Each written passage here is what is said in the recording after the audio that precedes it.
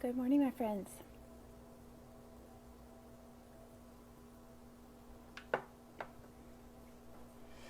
Love to you today on this Wednesday.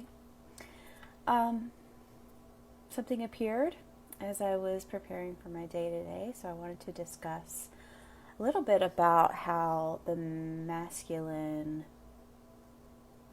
can really affect personal growth.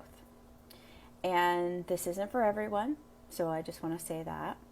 And I am speaking from my experience. And I do want to add this caveat that I am kind of new as in the last 6 months or year, into masculine and feminine polarity. So what I really wanted to do today is to share, as I do, my experience about what I've learned about how this dynamic has played out in my life, and hoping that it may help you. Or if it doesn't, either way.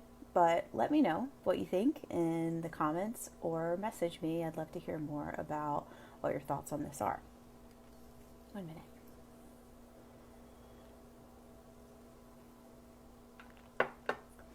So let me take it way back and kind of describe to you the environment that I grew up in this respect.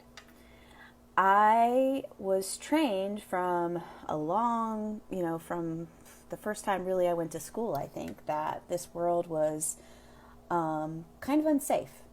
And unsafe in the way of I was always taught that the world, everything is a competition. Everything is a competition. My peers at school were competitors. I played sports. I played lots of sports. I did really well in sports. But I was that aspect of my life was very, very ingrained into me from a very young age. And I even think, in hindsight, that there was competition between siblings as well. And maybe that's another day for another topic. But what that grew into adulthood was a way of viewing this world as a competition. And, in looking back on like my professional career before getting into coaching, even as of like 6 years ago, side note, 6 years ago, I was still so driven by competition and filling my love tank with adoration and affection that I won a national championship. And for those of you that know about that, what's up? But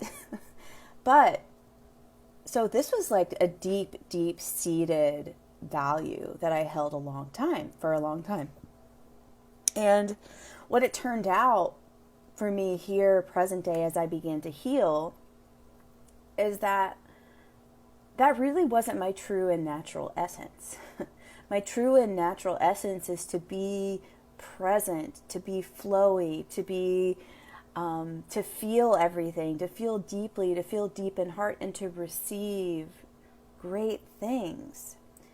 And that is what the feminine means to me now. So,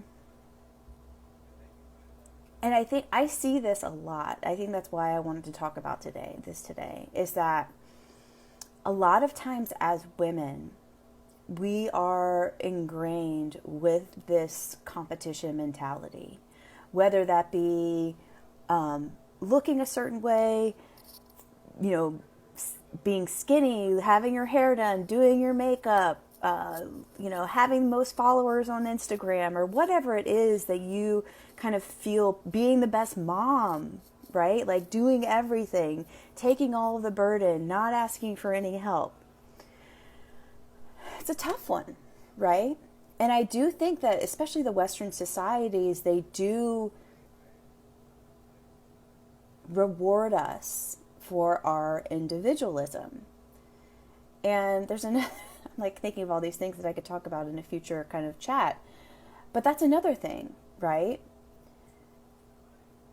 And here's the thing where it gets really kind of disconnected and it gets a gray area, is that as adults, when we kind of do this pattern again and again, and we continue to like go like have overwhelming anxiety, and then we end up in depression, and then we pick ourselves back up again, and then we have overwhelming anxiety, and then we burn out again, and then we depressive state, and it's like this cycle of, it's just a never ending cycle.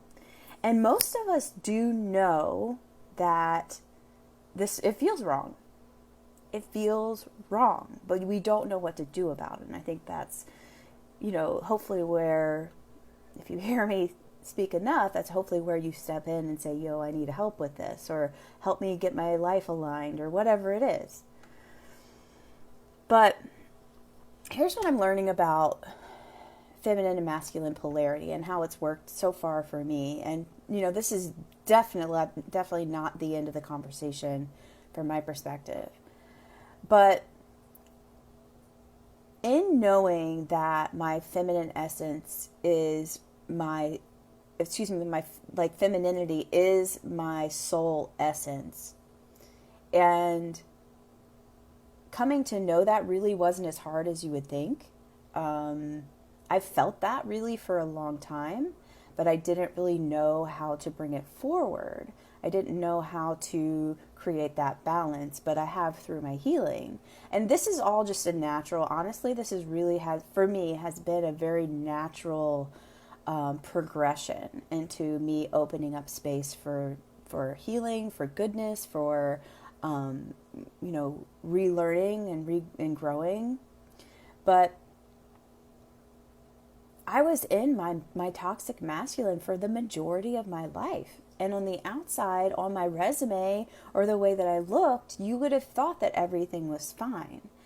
But the reason that I was so, for lack of a better term, dysregulated was because one of the reasons, not all, but one of the reasons is I really wasn't in my true essence. I had been taught and I had been rewarded for staying in this kind of mode where, all I want is my career, or all I want is this and this and this, or, being very direct and strategic and staying in really in control, in strict control. Yeah. But you know what? That's not me. And that's why I feel that I felt the need, or I even felt like a lot of disconnection for myself, along with the other coping mechanisms that I had adapted, the toxic relationships that were surrounding me. But the toxic masculinity, what I really kind of want to put forward here today, and also through all of my work really, is how it looks for us. What does it mean for us on the inside? Healing our inner stuff will get you outside results, but this starts first, is what I've learned. And so toxic masculinity that I'm looking at now was the relationship that I had with the unhealthy masculine. That the unhealthy masculine was running and ruining my life because it wasn't really me. And if you want to talk about this more, I would love to know, because I don't talk about this a whole lot, because I really try to stay in the lane of relationships. Obviously, everything is intertwined. I do believe everything is really connected together. But just a thought is that if you're feeling off balance, it could be something to do with your masculine and feminine dynamics inside of you. So yeah, I hope that helps. See you later.